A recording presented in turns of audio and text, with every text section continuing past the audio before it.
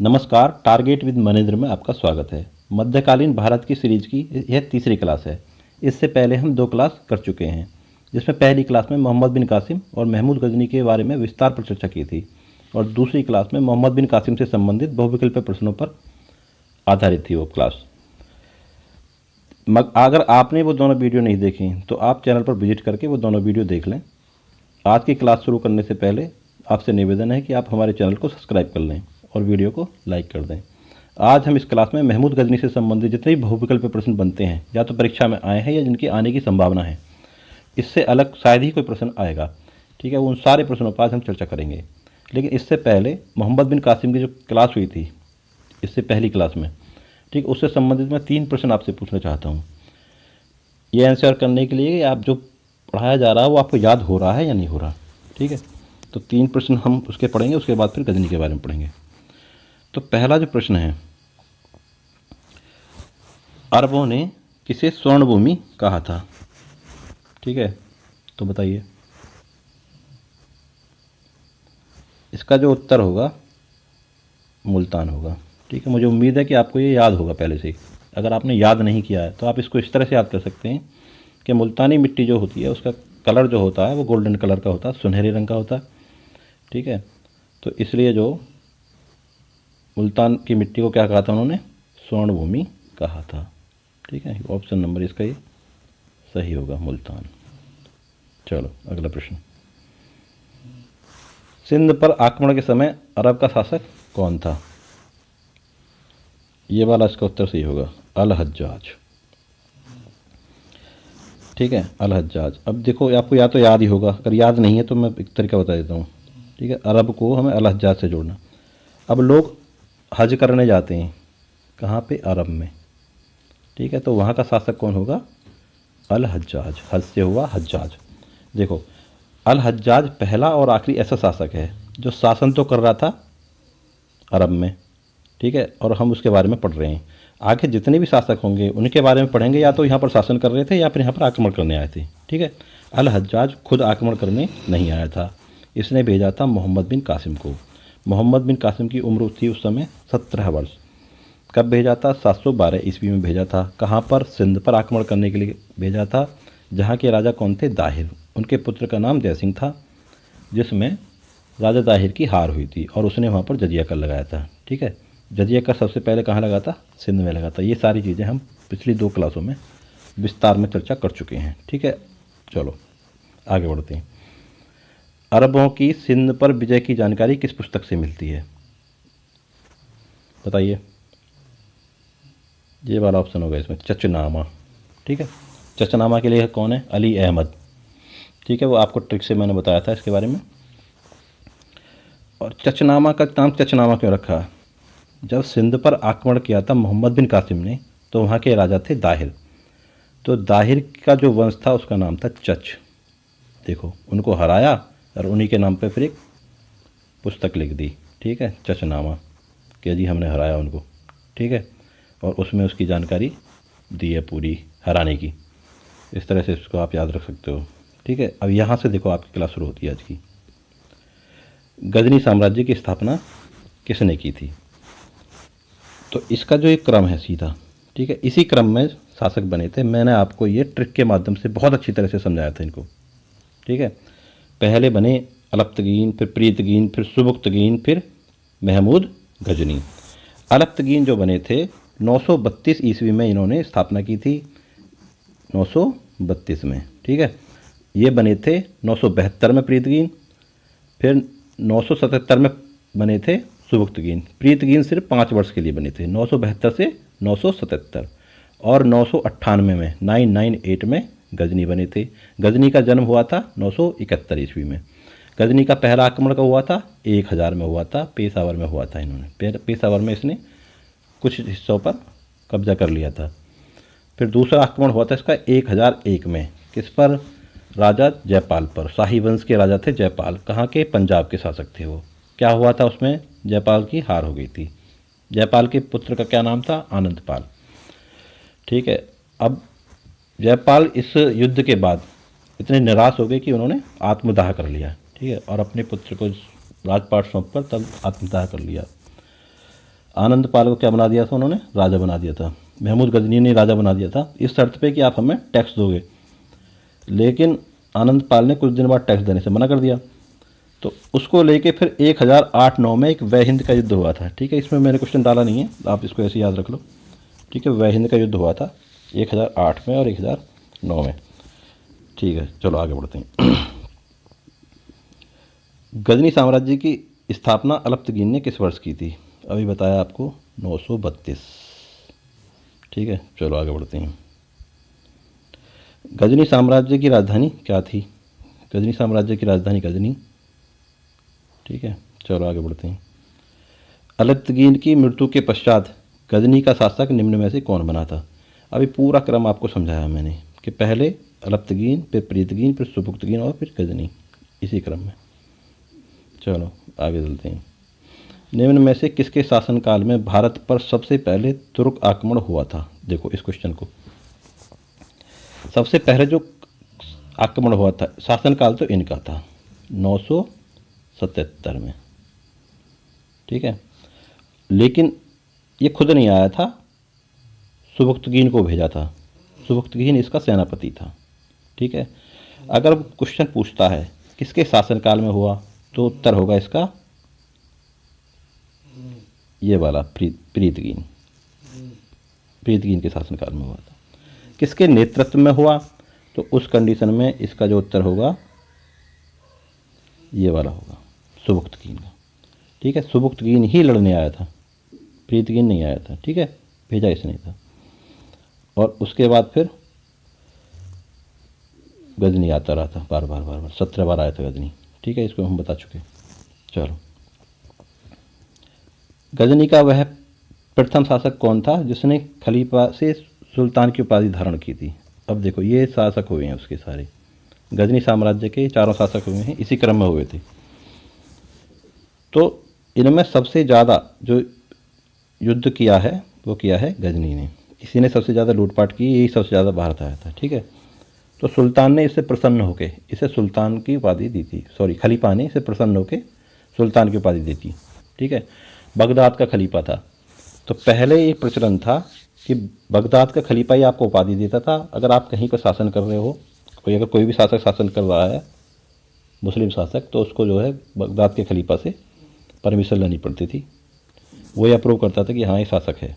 ठीक है, अगर जब तक वो अप्रूव नहीं करेगा तो वो शासक नहीं माना जाता था। ये आप आगे भी पढ़ोगे, जो गुलाम वंश पढ़ेंगे ना, तो कुतुबुद्दीन ऐबक ने परमिशन नहीं ली थी, उसके बाद इल्तुतमिश ने परमिशन ली थी, तो इल्तुतमिश ही उसका शासक माना गया था। ठीक है, वो अब आगे देख लेंगे। चलो आगे बढ़ते हैं। महमूद गजनी के सभी आक्रमणों से सबसे महत्वपूर्ण आक्रमण कौन सा है? नो डाउट इसमें जो है सोमनाथ मंदिर। सोमनाथ मंदिर पर जो है आक्रमण उसका सबसे महत्वपूर्ण था। क्या हुआ है ये?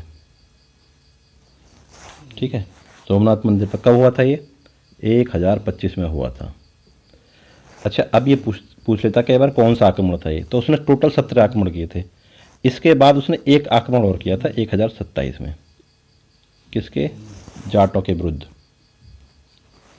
जाटों के विरुद्ध किया था। अब जहाँ से सोमनाथ मंदिर से जब वो 20 लाख दिनार लूट के ले जा रहा था, तो जाटों ने उसको बीच में रोक लिया। ये पूरा क्षेत्र हरियाणा, पंजाब जो अभी का पंजाब नहीं है, वो पाकिस्तान का मिला के पंजाब था।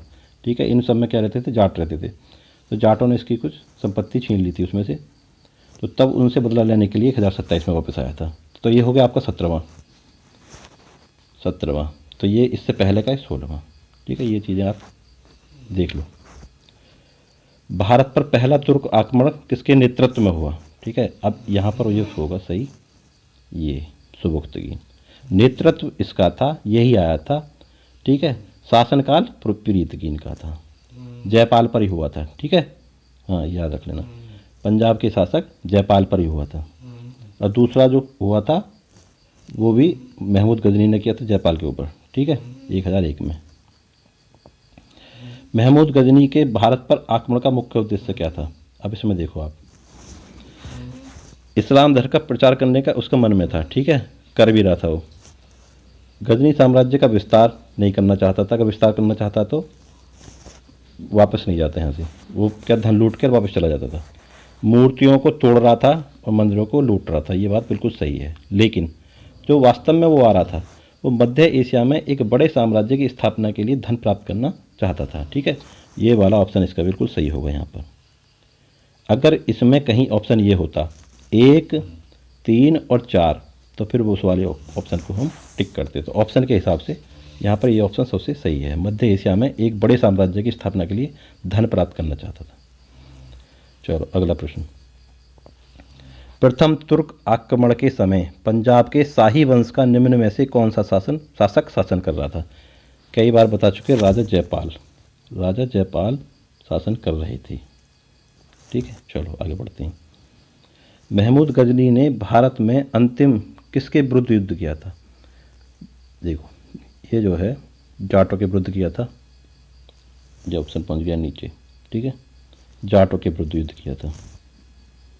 जाटों के विरुद्ध युद्ध किया था आखिरी बार। कब किया था? 1027 में। क्यों आया था? सोमनाथ मंदिर को लूट के जा रहा था। कब?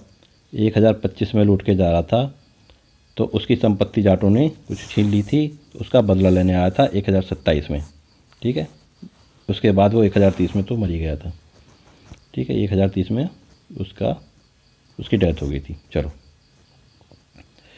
हिंदू शाही वंश का कौन सा राजा तुर्क से बार बार पराजित होने के कारण ग्लानिवश आत्मदाह कर लिया था? तो राजा जयपाल, ये वाला। ठीक है, अपने पुत्र आनंद पाल को इसने राजपाट सौंप के और खुद को जला लिया था। चलो आगे बढ़ते हैं। महमूद गजनी के साथ भारत आने वाले इतिहासकारों में कौन शामिल नहीं था? अब देखो, ये जितने भी हैं ये तीनों मैंने आपको ट्रिक से बहुत अच्छी तरह से समझा दिए थे। ठीक है, ये गजनी के साथ आए थे। एक और चौथा था फरूकी। ठीक है, इसमें है नहीं। तो आप एक बार अगर उस वीडियो को देख लेंगे तो आपको अच्छी तरह से समझ में आ जाएगा, फिर आप नहीं भूलोगे। अब इनकी जो किताबें हैं ये पूछी जाती हैं, ये सारी इम्पोर्टेंट हैं। आप अच्छी तरह से एक बार देख लो इन्हें। ठीक है, अब इनकी भाषा पूछी जाती है, किस भाषा में लिखी हुई है। शाहनामा किस भाषा में है, किताब हिंद किस भाषा में, तारीख जामनी किस भाषा में। तो खैर भाषा पे हम चर्चा करेंगे। तो ज़्यादातर वैसे ये तो जो फारसी में है मैं बता देता हूँ अभी, और ये क्या है अरबी में है दोनों। ठीक है, चलो आगे देखते हैं। महमूद गजनबी के आक्रमण के परिणाम स्वरूप कौन सा शहर फारसी संस्कृति का केंद्र बन गया था? अब देखो इसमें ये जो शहर दिए हुए हैं इसमें सारे, तो अब जो गजनी आता था वो आता था पाकिस्तान की साइड से आता था। तो पाकिस्तान में जो स्थित है वो लाहौर है, दिल्ली तो दूर इधर है। ठीक है, दौलताबाद जो है देवगिरी का नाम है, दौलताबाद। ठीक है, दक्षिण साइड में ही देवगिरी नाम था इसका पहले, अब दौलताबाद हो गया। ठीक है, इसको हम बाद में आगे पढ़ लेंगे, एक शासक ने इसका नाम बदल दिया था। ठीक है, देवगिरी का दौलताबाद कर दिया था। तो अब बार बार कहाँ होकर आता था? लाहौर में होकर आता था। अब आना जाना वहीं से हो रहा था, तो ये क्या हो गया था? फारसी संस्कृति का केंद्र बन गया था। चलो, अलबरूनी किसके शासनकाल में इतिहासकार था? पढ़ चुके हैं हम इसको कई बार। महमूद गजनी, अलबरूनी। इसकी पुस्तक का नाम क्या है? तारीख़ हिंद। ठीक है, तारीख़ हिंद या किताबुल हिंद। किताबुल हिंद और तारीख़ हिंद एक ही बात है। ठीक है, तहकीक हिंद भी एक किताब है। अब देखो, तारीख़ हिंद या किताबुल हिंद बहुत इम्पोर्टेंट, बहुत ज़्यादा इम्पोर्टेंट। उसकी भाषा पूछता हो तो उसकी भाषा थी अरबी। ठीक है, उसमें किस चीज़ का वर्णन है? उसमें कई सारी चीज़ों का वर्णन है, भारतीय संस्कृति का उसमें सारा वर्णन है। ठीक है, भारत खगोल विज्ञान और भारत के त्यौहार, प्रथाएं और मापतोल, भारत के त्यौहार, तो ये बहुत सारी चीज़ें उसमें हैं। ठीक है, तो और दूसरी जो पुस्तक है उसकी तहकीक हिंद, उसका अर्थ होता है भारत की खोज। ठीक है, उसमें भी भारत के बारे में ही है सब। चलो आगे बढ़ते हैं। महमूद गजनी ने भारत पर कितनी बार आक्रमण किया? बहुत आसान सा प्रश्न है। 17 बार आक्रमण किया था। अलबरूनी द्वारा रचित पुस्तक किताब उल हिंद में किन विषयों पर समीक्षा की गई है? अब इसमें देखो, ये सारे विषय हैं जो आप यहाँ पे लिखे हुए हैं, ये देख लीजिए आप। किताब और हिंद में अरबी में लिखी हुई है, ठीक है। धर्म और दर्शन, त्यौहार, खगोल विज्ञान, रीति रिवाजों, प्रथाओं, सामाजिक जीवन, भारतोल एवं मापन विधियाँ, मूर्तिकला, कानून, मापतंत्र विज्ञान, सारा मतलब एक तरह से पूरे भारत का आईना था ये, ठीक है। प्रश्न पूछेगा आपके आगे, इसमें है प्रश्न कि 11वीं शताब्दी का भारत का दर्पण किसे कहते हैं, तो उसका उत्तर होगा किताबुल हिंद, ठीक है। इसे क्या कहते हैं, 11वीं शताब्दी का भारत का दर्पण, मतलब भारत को इसमें साफ साफ देखा जा सकता है। अब इसमें देखो जो जितने भी ऑप्शन हैं, इसमें खगोल विज्ञान और दर्शन है इसमें, और इधर भी इसमें भी है खगोल विज्ञान और दर्शन, इसमें भी मिल जाएगा आपको यहाँ पे, ठीक है। लेकिन किन विषयों पर, सिर्फ इन्हीं विषयों पर थोड़ी समीक्षा की गई थी, इसमें तो बहुत सारी चीज़ें सिर्फ इन पे नहीं की गई थी, ठीक है। इनका जिक्र था। अगर ये होता कि किन विषयों की चर्चा की गई है, ठीक है, तो चर्चा होती है, चर्चा आती है, तो होता ये वाला ऑप्शन सही। लेकिन सिर्फ इन्हीं की विषयों की चर्चा नहीं हुई थी, ठीक है। उसमें बहुत सारे समीक्षा, इसमें किन विषयों की समीक्षा की गई थी, सिर्फ कहने का मतलब ये कि सिर्फ इन्हीं विषयों की समीक्षा हुई थी क्या, तो इसका उत्तर होगा इनमें से कोई नहीं, ठीक है। ऑप्शन 4 कि सिर्फ इस विषय की चर्चा नहीं हुई थी, समीक्षा नहीं हुई थी, ये सिर्फ चर्चा में तो आए थे, ठीक है। तो ये वाला ऑप्शन होगा, इसका 4 सही होगा। बगदाद के खलीफा अल आदिल बिल्लाह ने महमूद गजनी के पद को मान्यता प्रदान करते हुए उसे कौन सी उपाधि दी थी।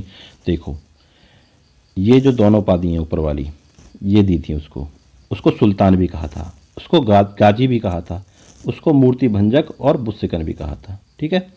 मूर्ति भंजक और बुस्सिकन तो इसलिए कहा था कि वो लगातार मूर्तियों को तोड़ रहा था, वो मंदिरों में लूटपाट कर रहा था, मूर्तियों को तोड़ रहा था, ठीक है। सुल्तान इसलिए कि धन लूट कर ले जा रहा था बहुत ज़्यादा। और यामीन उद्दौला का अर्थ होता है खलीफा का दाहिना हाथ, और यामीन उल मिल्ला का अर्थ होता है मुसलमानों का रक्षक। ये मैं आपको ट्रिक के माध्यम से, यामिनी गौतम वाली ट्रिक जो थी उसके माध्यम से पहली क्लास में बता चुका हूँ, ठीक है। तो आज इसको मैं दोबारा नहीं बताऊँगा उसको। और अब देख लीजिए एक चीज़ और देख लीजिए इसमें, यामीन का मतलब यामीन जो था, यामीन क्या चीज़ है इसमें, यामीन जो है उसके वंश का नाम था, ठीक है, यामीन वंश का था, महमूद गजनी यामीन वंश का था। चलो तो इसका जो सही ऑप्शन होगा वो ये होगा, उपरोक्त दोनों, यामीन उल दौला और यामीन उल मिल्ला दोनों की उपाधि उसको मिली थी, ठीक है। चलो महमूद गजनी किस वंश का था, तो यामनी वंश का था, अभी मैंने आपको बताया।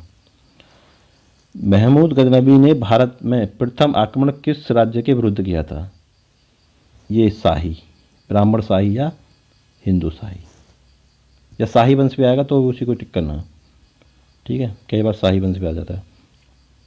हिंदू शाही राज्य की राजधानी क्या थी, इसमें देखो ये पहला वाला ऑप्शन बिल्कुल सही होगा।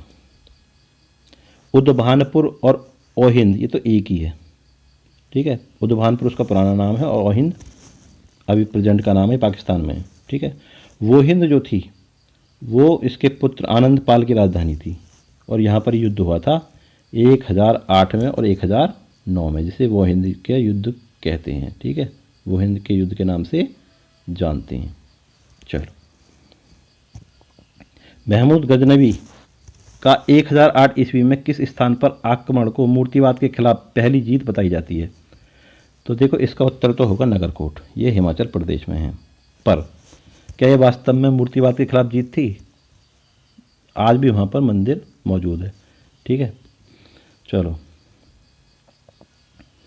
महमूद गजनवी ने 9वां आक्रमण थानेश्वर पर कब किया था, तो इसका उत्तर होगा 1013। देखो आक्रमण को आप बार बार दोहरा लो इनको, पहला 1000 में पेशावर, 1001 में पंजाब जयपाल पर आक्रमण, फिर 1008 और 9 में वो हिंद का आक्रमण आनंदपाल पर। इससे पहले 1008 एक कहाँ पर, नगरकोट में, हिमाचल प्रदेश में। उसके बाद 1013 थानेश्वर हरियाणा, जहाँ से चक्रस्वामिनी की मूर्ति को ले गया था। 1018 में उत्तर प्रदेश में, 1025 में सोमनाथ मंदिर पर, 1027 में जाटों पर। इनको एक दो बार दोहरा लोगे सारी याद हो जाती हैं। चलो महमूद गजनी के किस भारतीय राजा को नहीं हरा पाया था? देखो, बहुत ही प्रतापी राजा थे विद्याधर। ठीक है, कहाँ के राजा थे ये? जजाज भुक्ति के राजा थे। उस समय उसका नाम था जजाज भुक्ति। उत्तर प्रदेश में पड़ता है इस समय, बुंदेलखंड वाला क्षेत्र, उत्तर प्रदेश और मध्य प्रदेश में। ठीक है, वहाँ के राजा थे, इनको नहीं हरा पाए थे। चलो, महमूद गजनी ने सोमनाथ मंदिर पर आक्रमण कब किया? बहुत ही आसान और बहुत ज़्यादा इम्पोर्टेंट प्रश्न ये वाला इसका होगा 1025। सोमनाथ मंदिर पर आक्रमण 1025 ईस्वी में किया था।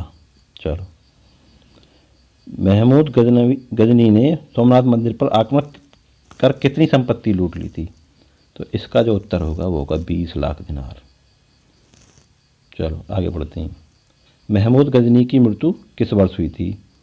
1030। फिर मैं कह रहा हूँ एक बार सन शुरू से लेके 932, 972, 977, 971, 998, 1000, 1001, 1009, 1008, 1013, 1018, 1025 और 1027। इनको आप बार बार दोहराओ, याद हो जाएंगे। चलो आगे बढ़ते हैं। सुबुक्तगीन और महमूद गजनी के शासन की जानकारी किस पुस्तक से मिलती है? अब देखो, सुबुक्तगीन और महमूद गजनी दोनों पिता पुत्र थे, तो और इनका जो वंश था यामनी वंश था। ठीक है, तो इसी से मिलती है जानकारी। वो लिखी इसलिए गई थी इस वंश की वजह से। किताब उल यामनी किसने लिखी थी? उत्बी ने लिखी थी इसको, उत्बी ने। चलो, किस भाषा में? अरबी भाषा में। चलो आगे बढ़ते हैं। किताब उल यामनी किस भाषा में लिखी गई है? अभी बताया मैंने, अरबी भाषा में। आगे बढ़ते हैं। तहकीक ए हिंद में किसका वर्णन है? देखो, तहकीक ए हिंद में भारतीय अर्थव्यवस्था का वर्णन है वैसे तो। ठीक है, लेकिन इसके समय पे लिखी गई थी, इसके पे किसने लिखी थी? अल-बरूनी ने। किस भाषा में? अरबी भाषा में। तो ये वाला उत्तर इसका सही होगा। और किस विषय पर है? तो भारतीय अर्थव्यवस्था पर। चलो, तारीख ए हिंद का हिंदी अनुवाद किसने किया था? तो तारीख ए हिंद हिंदी अनुवाद का अगर देखें हिसाब किताब, तो अरबी की पुस्तक, अब भारत का आदमी उसका अनुवाद कर रहा है। ठीक है, बड़ा कैड़ा काम है। तो ऐसा काम जो कौन कर सकता है? ऐसा काम कर सकते, इसमें दोनों ऑप्शन एक ही हो गए। चलो कोई नहीं, आप याद रखना। तो रजनीकांत शर्मा। ठीक है, रजनीकांत ही वो ऐसा काम कर सकता। आप देख रहे हो ना उनकी मूवी में, जो काम कोई ना कर पाए रजनीकांत कर लेते हैं वो। ठीक है, चाहे वो रोबोट मूवी हो या पुरानी कोई फिल्म मूवी होती थी, रजनीकांत के काम सबसे अलग ही होते थे। ठीक है, तो इन्होंने क्या किया? तारीख हिंद जो अरबी में थी उसको हिंदी में अनुवादित कर दिया था।